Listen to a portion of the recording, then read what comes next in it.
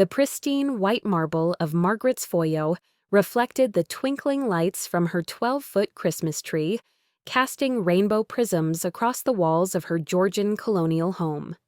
Sarah Chen adjusted Emma's red velvet dress one final time before they entered the living room where the extended family had gathered for their annual Christmas morning tradition. "Remember, sweetheart, just be yourself," Sarah whispered to her 12-year-old daughter, though her stomach churned with familiar anxiety. These gatherings always felt like walking through a minefield. Margaret Walsh stood at the center of her domain, perfectly coiffed in cream cashmere, directing the gift distribution with the precision of a military general. Her other son, Tom's children, blonde, blue-eyed twins Jake and Katie, aged 10, sat cross-legged on the Persian rug, while 14-year-old Connor lounged in the leather armchair, already bored by the family ritual. "Sarah, dear," Margaret's smile never quite reached her eyes. "Do sit down. David, help your wife find a comfortable spot." David squeezed Sarah's shoulder, a gesture meant to be reassuring, but feeling more like an apology. They'd been married 15 years, yet Sarah still felt like a visitor in this house, tolerated, but never truly welcomed. Emma settled beside her cousins, her dark eyes bright with anticipation. Despite the underlying tensions Sarah always sensed, Emma genuinely loved these family gatherings. She was too young to notice the subtle slights, the way Margaret's voice warmed when speaking to the other grandchildren, how family photos were arranged so Emma appeared slightly separated from the group. "Now, children," Margaret announced, producing 4 identical apple boxes from behind the tree. "These are very special gifts from Grandma." Sarah's breath caught. iPhone 16 Pro Max boxes. She knew because she'd been saving for months to buy Emma one for her 13th birthday. Margaret handed the first box to Jake, then Katie, then Connor. Each child erupted in excitement, tearing through wrapping paper to reveal the coveted smartphones. Emma waited, hands clasped in her lap, smile never wavering.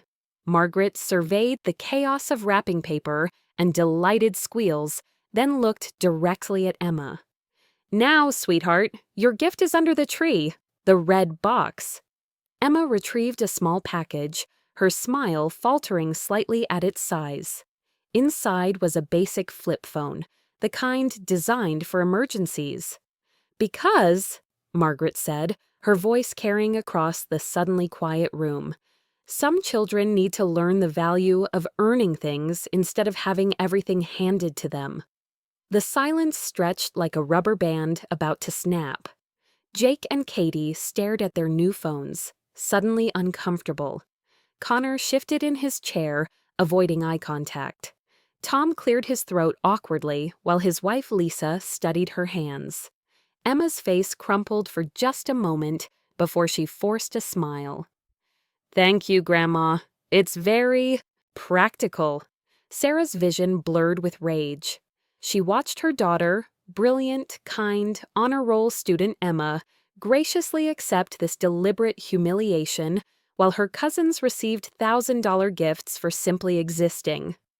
David's hand found hers, squeezing in warning. "Not here, not now," his touch seemed to say.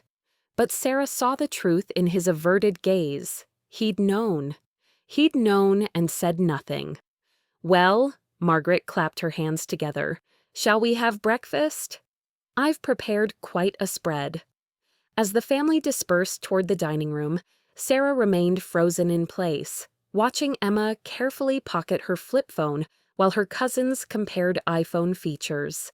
The injustice burned in her chest like acid, but worse than Margaret's cruelty was the realization that everyone, including her own husband, expected her to swallow it silently. The drive home passed in tense silence, Emma absorbed in a book while David gripped the steering wheel with white knuckles. Sarah stared out the passenger window, fury simmering beneath her composed exterior. The moment Emma disappeared upstairs to her room, Sarah cornered David in their kitchen. "You knew." It wasn't a question. David loosened his tie, avoiding her gaze. Sarah, please, let's not make this bigger than... Bigger than what? Your mother publicly humiliating our daughter? Sarah's voice cracked. Emma thanked her, David. She thanked her for that insult. It's just a phone. It's discrimination, and you know it. Sarah stepped closer. Tell me you didn't know about the iPhones.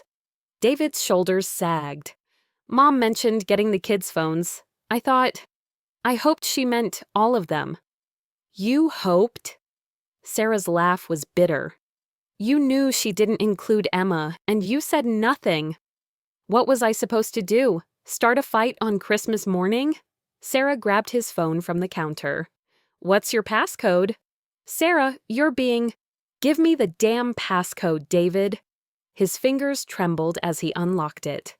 Sarah navigated to his messages with Margaret, scrolling through months of conversations she'd never seen. Margaret, that woman is too permissive with Emma. The child needs structure. David, Mom, her name is Sarah, and Emma's doing fine. Margaret, fine? She got a B+ in math. Connor never gets anything below an A. David, Connor's in high school. Emma's 12. Margaret, age is no excuse for mediocrity. I worry about her influence on the other children. Sarah's hands shook as she continued reading. Margaret, I don't understand why you let Sarah coddle Emma. No wonder the child lacks discipline. David, Emma's on honor roll, Mom. Margaret, participation trophies. That girl needs to understand that success requires effort, not just showing up. The messages painted a devastating picture. Margaret consistently referred to Sarah as that woman and questioned every parenting decision. She'd suggested Emma shouldn't attend family photos because she might feel left out. She'd excluded Emma from a cousin's sleepover because mixing different family dynamics can be challenging. Most damning was David's response pattern, gentle pushback followed by silence, never defending his daughter or wife with any real conviction. Jesus, David, Sarah scrolled further. She's been poisoning you against Emma for years. She's just old-fashioned. She's racist. Sarah's voice cut through his denial. She tolerates me because she has to. But Emma's living proof that her perfect family isn't pure white anymore. David flinched. That's not... Look at this. Sarah thrust the phone at him. 3 years of messages questioning Emma's worth, and you never once told me. The betrayal hit harder than Margaret's cruelty. Her own husband had chosen his mother's approval over their daughter's dignity, keeping Sarah ignorant while Margaret systematically undermined their family. You chose her, Sarah whispered. Over and over you chose her. David reached for her, but Sarah stepped back, everything crystallizing with painful clarity. This wasn't just about an iPhone. This was about a pattern of discrimination she'd been too trusting to see. Sarah spent the next 3 days in careful observation mode, her marketing mind analyzing the situation like a campaign strategy. Direct confrontation would accomplish nothing. Margaret would dismiss her concerns, David would plead for peace, and Emma would remain caught in the crossfire. But Margaret had a weakness, her reputation. While researching local parenting groups online, Sarah stumbled across something interesting. Margaret's name appeared in the Willowbrook Country Club newsletter, announcing her candidacy for club president. The article featured a photo of Margaret surrounded by her grandchildren, all except Emma. The accompanying quote made Sarah's blood boil. Family values are the cornerstone of our community. As a devoted grandmother, I understand the importance of nurturing the next generation with love and equality. Love and equality. Sarah screenshotted the article. She dove deeper into Margaret's digital footprint. The woman was everywhere. Charity boards, social committees, volunteer organizations. Her carefully curated Instagram showed a life of philanthropic dedication, peppered with grandparent moments that consistently excluded Emma. Margaret had built her entire social identity around being the perfect family matriarch. Sarah began documenting everything. She scrolled through years of family photos, noting Emma's absence or positioning at the edges. She saved screenshots of Margaret's social media posts, celebrating Jake's soccer goals, Katie's piano recitals, Connor's academic achievements, with Emma's honor roll certificates, art competition wins, and volunteer work nowhere to be found. The pattern was undeniable when compiled together. Sarah reached out to Lisa, Tom's wife, under the pretense of planning a surprise party for David's birthday. "I've been thinking about family photos," Sarah mentioned casually during their coffee meeting. "Have you noticed Emma's usually separate from the group in Margaret's pictures?" Lisa's uncomfortable silence spoke volumes. Well, Margaret does have specific ideas about composition." "Composition?" Sarah pressed gently. "Look, Sarah, I've wanted to say something for years." Lisa leaned forward, voice dropping. "The way she treats Emma isn't right. Tom's noticed too, but you know how it is with Margaret. She makes you feel like questioning her is disloyal." "What exactly have you noticed?" Lisa glanced around the cafe nervously. "Last Thanksgiving, she told Emma to help serve while the other kids played. Emma was the only one expected to clear dishes. And the Christmas before this one, she gave Emma a children's book while the others got gaming systems." Sarah felt vindicated and heartbroken simultaneously. Why didn't anyone speak up? Because Margaret controls everything. Family gatherings, holiday traditions, even Tom's inheritance conversations. She's made it clear that rocking the boat has consequences. That evening, Sarah researched the country club's annual charity gala, the event where the presidency would be announced. It was scheduled for February 14th with a theme of celebrating our community's children. Perfect. Sarah discovered the club accepted nominations for Youth Achievement Awards. She immediately submitted Emma's application, highlighting her academic excellence, community service, and artistic achievements, the same accomplishments Margaret consistently ignored. The plan crystallized. Sarah would attend the gala, ensure Emma received recognition, and then deliver a presentation about the importance of supporting all children in families. She'd expose the disconnect between Margaret's public persona and private actions, using Margaret's own words about love and equality against her. Sarah opened a new document on her laptop and began outlining her strategy. Margaret wanted to be the family values candidate. Sarah would show the community exactly what those values looked like in practice. The presidency vote would happen that night. By the time Sarah finished, Margaret's reputation and her political ambitions would be in ruins. Sarah launched her campaign subtly, beginning with strategic social media posts that Margaret's circle would inevitably see. She shared Emma's recent art exhibition win with the caption, "So proud of this talented girl who perseveres despite challenges. Some achievements mean more when earned through resilience." Within hours, Margaret's friend Patricia had liked and commented, mentioning how she'd never seen Emma's artwork before. Sarah's follow-up post featured Emma tutoring younger students at the community center with a heartfelt message about the importance of recognizing all children's contributions to family legacies. Margaret called David that evening. "Your wife is being very active online lately." Margaret's voice carried through the speakerphone as David loaded the dishwasher. "Sarah's always been proud of Emma," David replied carefully.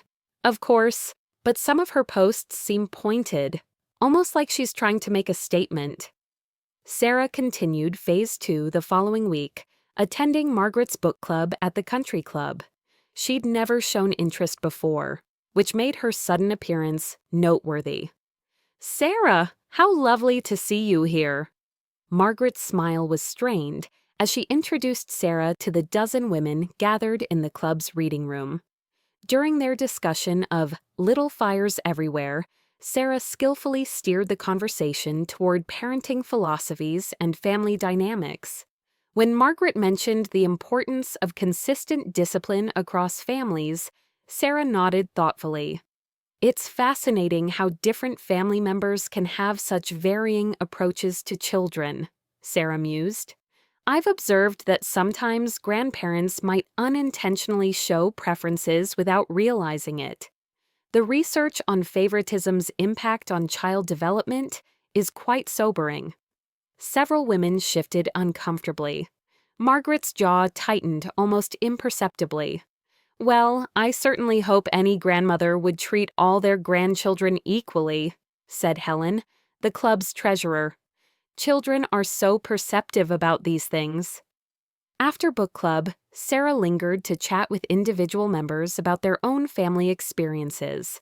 She learned that Margaret frequently spoke about her grandchildren during these gatherings, always focusing on Jake, Katie, and Connor's achievements while rarely mentioning Emma. By the third week of January, Margaret's suspicion had evolved into paranoia. She cornered David at Tom's house during a family barbecue. "Your wife is up to something," Margaret hissed while Sarah helped Emma with her plate at the buffet table. "She's been asking questions, attending events she's never cared about before." "Maybe she's just trying to be more involved," David suggested weakly. "Involved in what? Undermining me?" Tom overheard and approached them. "What's going on?"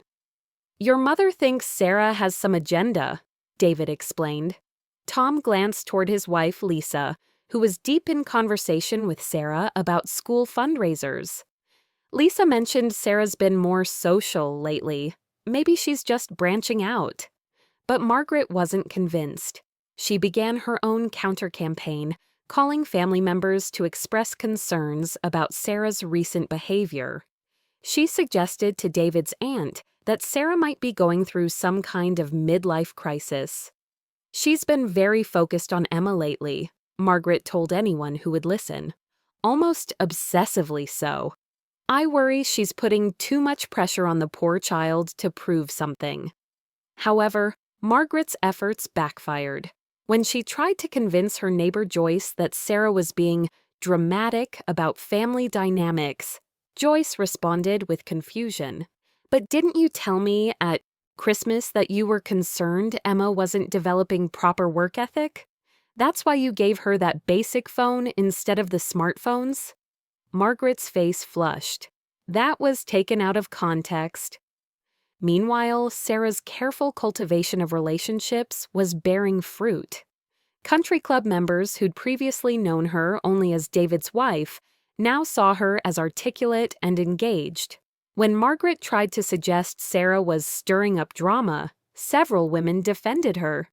"Sarah seems lovely," said club member Rebecca.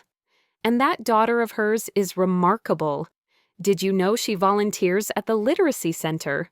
Margaret, you must be so proud of Emma's community involvement." Margaret's forced smile became increasingly strained as she realized her attempt to discredit Sarah was instead highlighting Emma's accomplishments, achievements Margaret had consistently minimized or ignored. The tension reached a breaking point when Margaret discovered Sarah had been accepted into the country club's new member committee, despite Margaret's subtle attempts to block her application. David found himself caught between two increasingly determined women, each convinced the other was plotting against them. The irony wasn't lost on him that both were actually right. The Willowbrook Country Club's grand ballroom sparkled with crystal chandeliers and Valentine's Day decorations. Red roses adorned every table, while 200 of the community's most influential members mingled over champagne and hors d'oeuvres. Margaret Walsh held court near the main stage, resplendent in navy silk, accepting congratulations on her anticipated presidency. Sarah entered with Emma, who looked radiant in a deep purple dress Sarah had bought specifically for tonight. Several club members approached them warmly. Sarah's weeks of relationship building had paid off. "Emma, darling," gushed Helen, the treasurer, "I've heard such wonderful things about your community service work." Margaret's smile faltered slightly as she watched the interaction from across the room. David stood beside his mother, tugging at his collar nervously. He'd sensed something momentous brewing, but couldn't pinpoint exactly what. Club President Harrison Wells approached the podium as dessert concluded. "Ladies and gentlemen, before we announce our new leadership, we have some special recognitions tonight.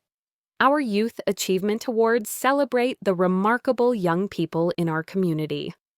Margaret relaxed visibly. This was familiar territory, community recognition, wholesome family values, the perfect backdrop for her presidential announcement. "Our first award goes to Emma Chen Walsh for exceptional academic achievement, community service, and artistic excellence." Margaret's champagne glass nearly slipped from her fingers. Emma's face lit up with surprise and joy as applause filled the room. She made her way to the stage, Sarah following as the presenting sponsor. "I'm honored to present this award," Sarah began, her voice carrying clearly through the sound system. "As someone who deeply believes in recognizing all the remarkable children in our families and community." She paused, letting the emphasis sink in before continuing. "Emma represents the best of what we hope to nurture in our young people. Despite facing unique challenges, including moments when her achievements have been overlooked or minimized, she continues to excel with grace and determination." Margaret shifted uncomfortably in her chair. Several guests glanced her way curiously. Sarah's presentation screen illuminated behind her. "I'd like to share Emma's journey with you, because her story illustrates why it's crucial that every adult in a child's life actively supports their growth." The first slide showed Emma's academic achievements: honor roll certificates, writing contest wins, science fair ribbons. Achievements that had never appeared on Margaret's social media or been mentioned at family gatherings. "Emma tutors younger children, volunteers at the Literacy Center, and has won 3 regional art competitions," Sarah continued. "Yet somehow, these accomplishments often go unrecognized by those closest to her." The next slide displayed a compilation of Margaret's Instagram posts over 2 years. Photos of Jake's soccer trophies, Katie's piano recitals, Connor's debate team victories, all celebrated with detailed captions and proud grandmother commentary. The pattern was glaring. Emma appeared in exactly 0 posts. A murmur rippled through the audience. Margaret's face had gone ashen. "This past Christmas," Sarah's voice remained steady, "while Emma's cousins received iPhone 16 Pro Max gifts, Emma was given a basic flip phone.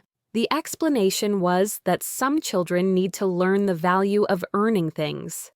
The room fell silent, except for the soft clink of someone setting down their wine glass. Sarah clicked to the next slide, a photo from Christmas morning showing the 3 cousins with their expensive phones, while Emma held her flip phone, forcing a smile. "Emma thanked her grandmother graciously for this lesson in earning rewards," Sarah continued. "I wonder what lesson the other children learned that day about family equity and love." Margaret started to rise from her chair, but Tom's hand on her arm stopped her. Lisa nodded almost imperceptibly at Sarah, her expression pained but supportive. "The irony," Sarah said, clicking to Margaret's Country Club newsletter quote, "is that the person responsible for this treatment recently wrote about family values being the cornerstone of our community, about nurturing the next generation with love and equality." Margaret's presidential campaign photo appeared on screen, surrounded by Jake, Katie, and Connor, with Emma notably absent despite being present that day. "Emma," Sarah turned to her daughter, who stood beside her with quiet dignity.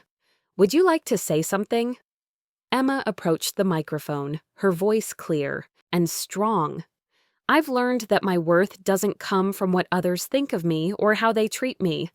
I've learned that some people might not see my value, but that doesn't make me less valuable.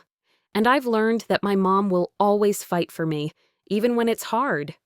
The applause that followed was thunderous. Several people rose to their feet, including Tom and Lisa. David remained frozen in his chair beside his mother, his face a mask of conflicted emotions. Harrison Wells returned to the podium, visibly shaken. "Well, that was enlightening. Shall we proceed to our presidential election?" The vote wasn't even close. Margaret received 12 votes out of 200. Rebecca Martinez, who'd entered as a write-in candidate after Sarah's presentation, won overwhelmingly. As the crowd dispersed, Margaret sat alone at her table, the ruins of her social standing scattered around her like broken glass. David finally stood, walking slowly toward the stage where Emma was still accepting congratulations. For the first time in 15 years, he would have to choose a side. The 3 weeks following the gala felt like watching dominoes fall in slow motion. Margaret's phone calls went unanswered, her charity board positions quietly reassigned to other members. The Willowbrook Country Club's atmosphere shifted palpably. Conversations paused when she entered rooms, invitations stopped arriving, and her usual lunch companions suddenly had conflicting schedules. Sarah watched it all unfold, with a mixture of satisfaction and unexpected guilt. She'd wanted accountability, not complete social exile. David moved through those weeks like a man awakening from a long sleep. The morning after the gala, he'd sat at their kitchen table for 2 hours, staring at his coffee while Emma got ready for school. "I chose wrong," he finally said when Sarah joined him. "For years, I chose wrong." "Yes," Sarah replied simply. "You did. I told myself I was keeping the peace, but I was just taking the easy path." His voice cracked. "I let her hurt Emma because confronting my mother was harder than disappointing my daughter." The conversation that followed was brutal and necessary. David admitted he'd minimized Margaret's behavior because acknowledging it meant facing his own cowardice. He'd seen the exclusion, the subtle slights, the way Emma's achievements were dismissed, but confronting his mother had felt impossible. "She's been controlling our family narrative for so long," David said. "I forgot we could write our own story." Emma surprised them both with her resilience. Rather than reveling in her grandmother's downfall, she expressed concern for Margaret's isolation. "I don't want Grandma to be alone," Emma told them over dinner. "I just wanted her to see me." That compassion, which Margaret had never bothered to recognize, became the key to healing. David finally confronted his mother 3 weeks after the gala. He found her in her pristine living room, surrounded by photo albums she'd been obsessively reorganizing. "I've been looking at these pictures," Margaret said without looking up. "Really looking at them." David sat across from her, noticing for the first time how many photos excluded Emma or positioned her at the margins. "What do you see?" "I see," Margaret's voice wavered. "I see that I've been horrible to a child who never deserved it." The admission hung between them like a bridge neither was sure could bear their weight. "Why, Mom? Why did you treat Emma differently?" Margaret's hands trembled as she closed the album. "Because she was proof that our family was changing, that David, my David, had chosen someone who wasn't like us. And Emma, she was beautiful and smart and everything I should have celebrated, but instead, she represented everything I was afraid of losing." "What were you afraid of losing?" "Control, tradition, the fantasy that I could keep our family exactly as I wanted it to be."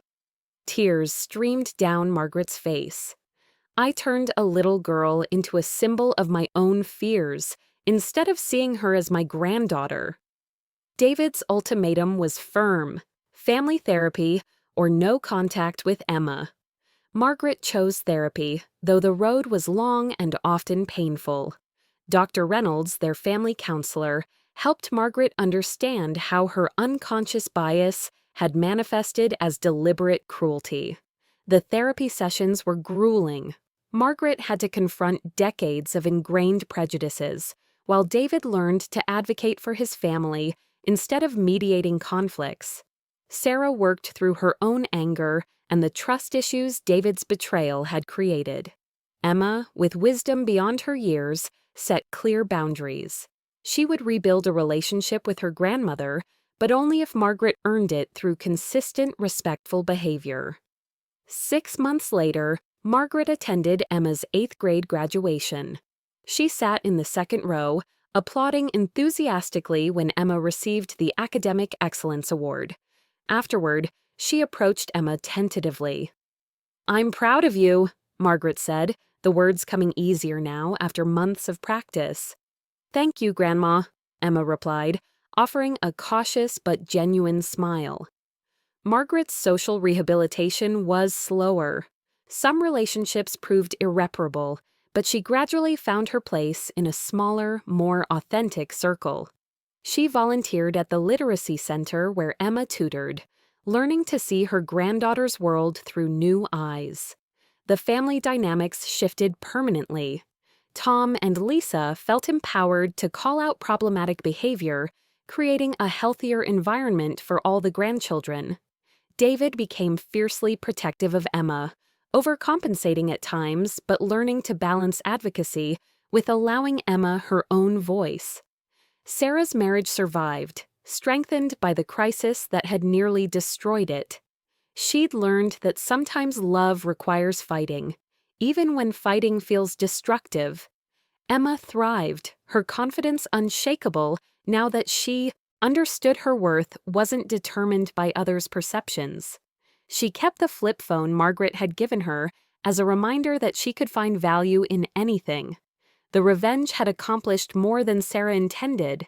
It had forced an entire family to confront their complicity in discrimination and choose who they wanted to be.